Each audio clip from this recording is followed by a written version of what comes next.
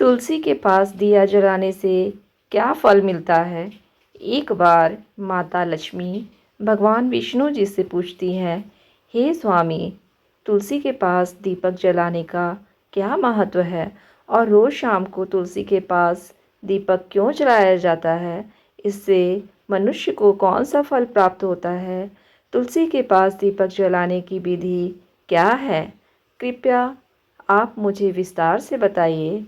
तब भगवान विष्णु कहते हैं, हे देवी, आज आपने समस्त मानव जाति के कल्याण के लिए बहुत ही महत्वपूर्ण प्रश्न किया है।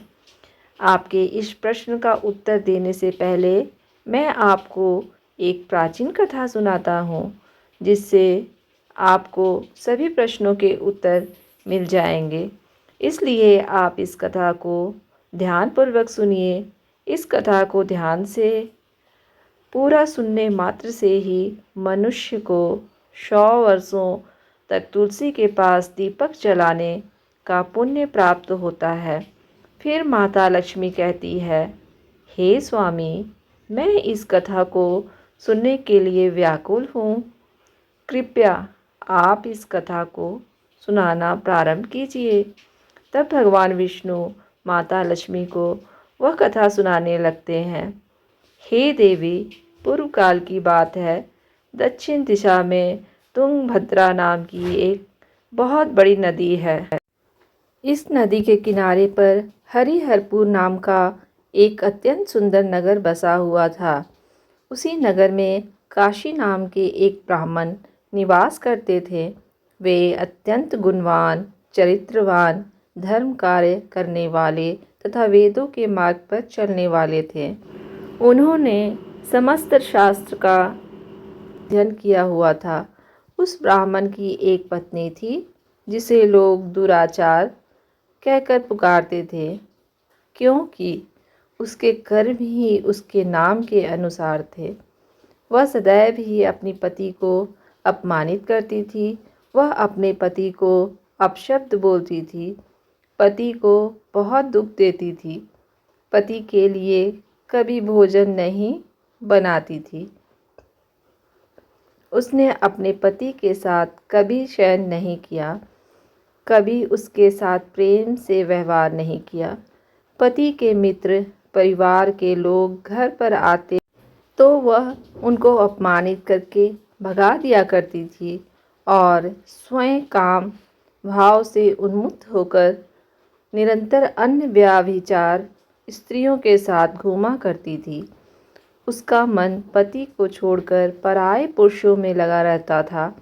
उसने कभी अपने पति से प्रेम से बात नहीं की, किंतु पराये पुरुषों के संग बैठकर बातें करती थी। पराये पुरुषों को मोहित करने के लिए सज धज कर गाँव में घूमने जाया करती थी। कभी वह वन में किसी वृक्ष के नीचे खड़ी रहकर सुंदर पुरुषों की राह देखने लगती और किसी दुष्ट पुरुष को मोहित करके उसके संग भोग विलास किया करती थी। फिर एक दिन वह दुराचार स्त्री वन में जाकर एक वृक्ष के नीचे खड़ी हो गई। उसका चित्त काम से भरा हुआ था। वह किसी सुंदर कामी पुरुष की राह देख रही थी, किंतु बहुत समय निकलने के बाद भी उस स्थान पर कोई पुरुष नहीं आया। इसलिए वह अत्यंत दुखी हो गई और प्रियतम की खोज में इधर उधर देखने लगी। उस दिन उसका सारा परिश्रम व्यर्थ हो गया।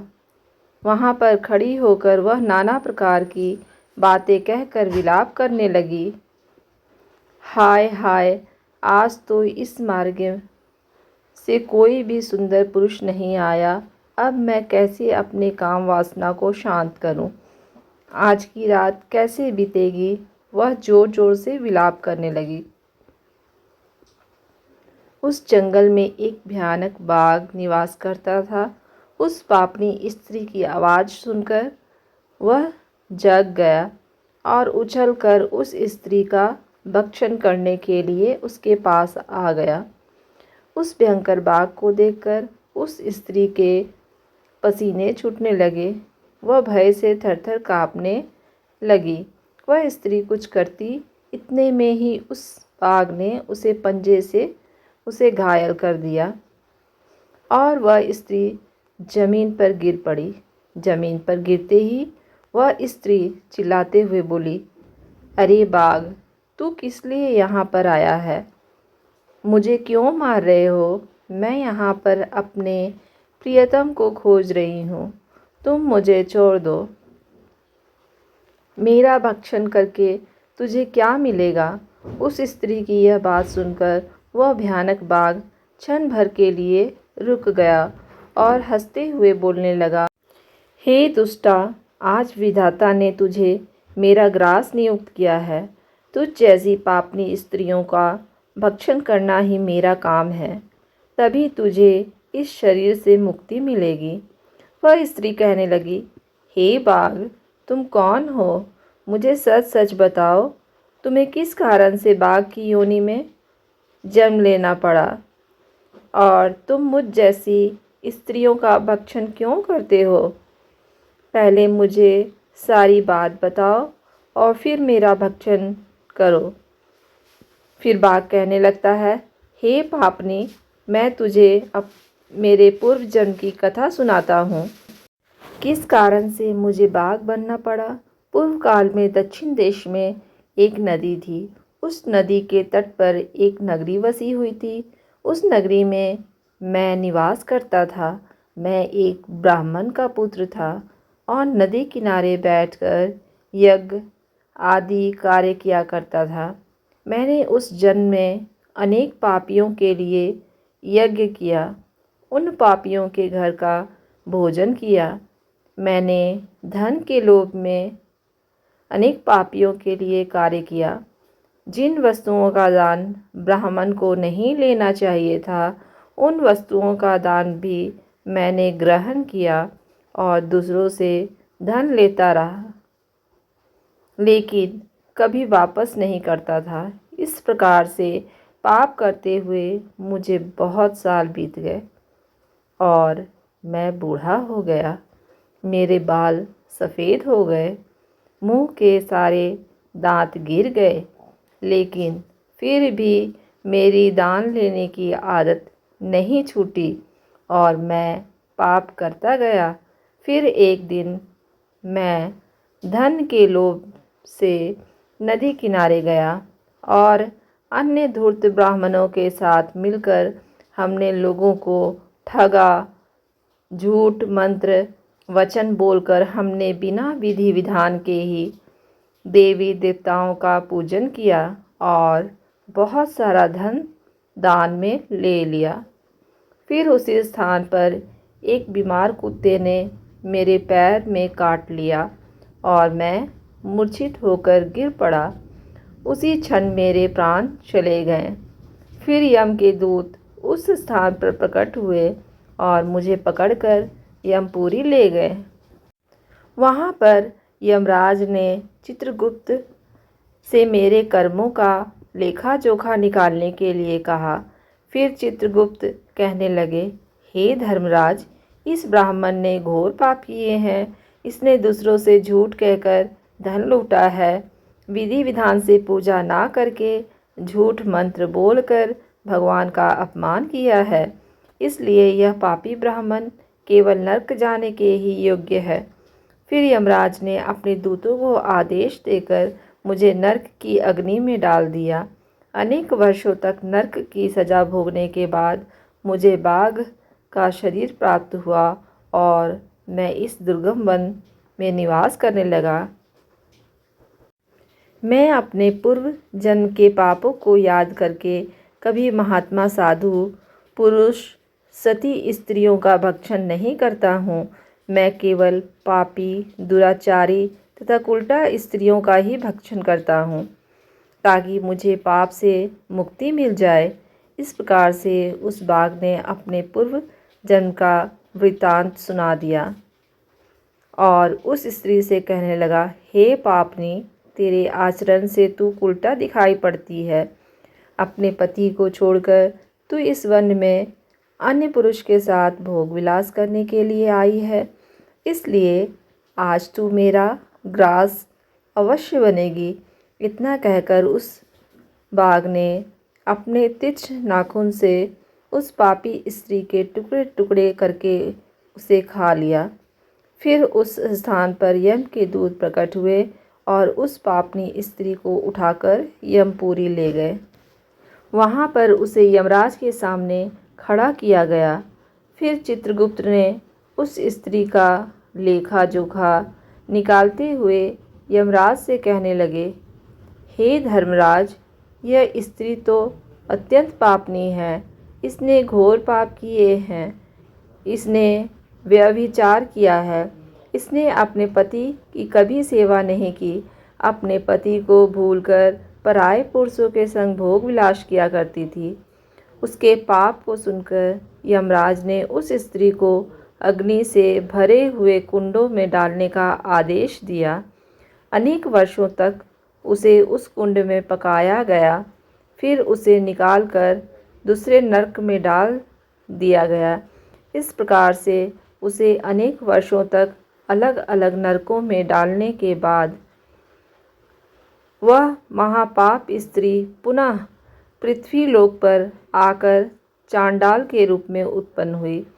चांडाल के घर में जन्म लेकर वह फिर से अनेक पाप करने लगी।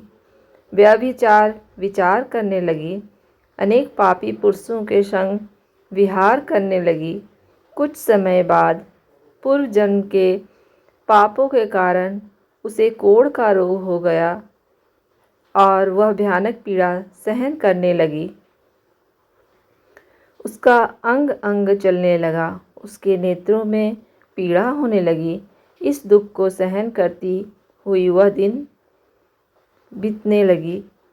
फिर एक दिन वह तीर्थ में स्नान करने के उद्देश्य से अनंतपुरा में चली गई। वहाँ पर एक आश्रम के बाहर निवास करने लगी। वहाँ उस आश्रम में एक तुलसी का पौधा था।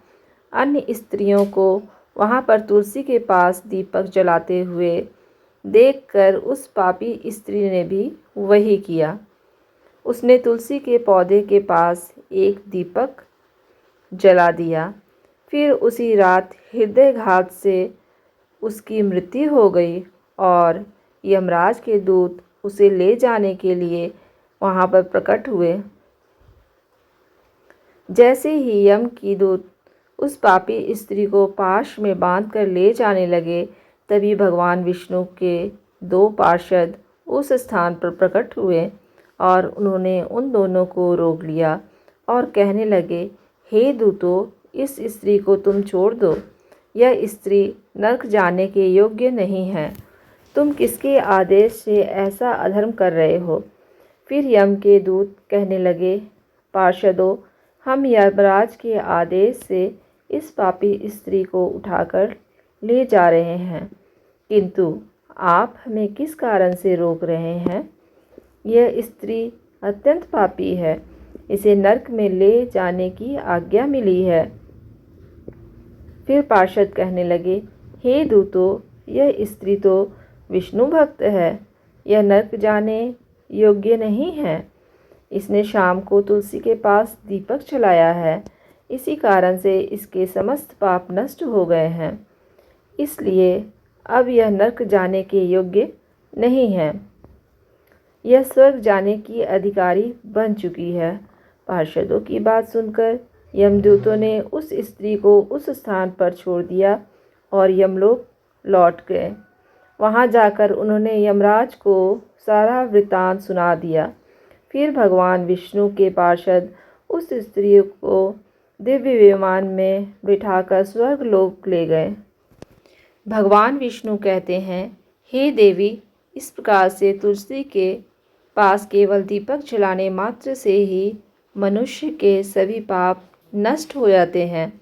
जो स्त्री नित्य शाम को तुलसी के पास दीपक जलाती है, वह सौभाग्यशाली बनती है। उसके पूर्व जन्मों के सभी पाप नष्ट हो जाते हैं। उसे सुख समृद्धि की प्राप्ति होती है। रोज तुलसी के पास दीपक जलाते समय इस मंत्र का उच्चारण करना चाहिए। ओम तुलसी देव्य च विद्महे विष्णुप्रियाय च धीमहि तन्नो वृंदा प्रचोदयात्, जिसका अर्थ होता है विष्णु प्रिय तुलसी, मैं आपको नमन करती हूँ, आप मुझे उच्च बुद्धि दो। हे वृंदा, आप मेरे मन को रोशन करो। भगवान विष्णु कहते हैं, हे देवी, हजारों अमृत के घड़ों से नहलाने पर भी श्री हरि विष्णु को उतनी तृप्ति नहीं होती जितनी वे मनुष्यों के द्वारा तुलसी का एक पत्ता चढ़ाने से प्राप्त करते हैं। 10,000 गौदान से मानव जो फल प्राप्त करता है, वही फल तुलसी पत्र के दान से पा लेता है। जो मृत्यु के समय अपने मुख में तुलसी पत्र का जल पा जाता है, वह संपूर्ण पापों से मुक्त होकर भगवान श्री हरि विष्णु के धाम जाता है। हिंदू धर्म में तुलसी के पौधे का महत्व सबसे अधिक है। इसकी सबसे पहले पूजा भगवान विष्णु ने की थी। भगवान विष्णु कहते हैं, जिस प्रकार से देवी लक्ष्मी से बैकुंठ को ऐश्वर्य प्राप्त है, उसी प्रकार से बैकुंठ में तुलसी के कारण ही पवित्रता प्राप्त है। पृथ्वी लोक पर जिस स्थान पर भी तुलसी का पौधा होगा, उस स्थान पर कभी बुराई का वास नहीं होगा। ऐसा स्थान सबसे अधिक पवित्र होगा। इसी कारण से हमें हमारे घर में तुलसी का पौधा अवश्य लगाना चाहिए। इस प्रकार से भगवान विष्णु ने तुलसी के पास दिया जलाने का महत्व बताया। उम्मीद करती हूँ आज की वीडियो आपको पसंद आई होगी। अगर वीडियो आपको पसंद आई है तो लाइक, सब्सक्राइब, शेयर और कमेंट ज़रूर करें। यह सारी जानकारी जन रुचि को ध्यान में रखकर दी जा रही है। ज्योतिष और धर्म के उपायों और सलाहों को अपनी आस्था और विश्वास पर आजमाएं। वीडियो का उद्देश्य आपको बेहतर सलाह देना है। इस संदर्भ में हम किसी प्रकार का कोई दावा नहीं करते हैं। धन्यवाद।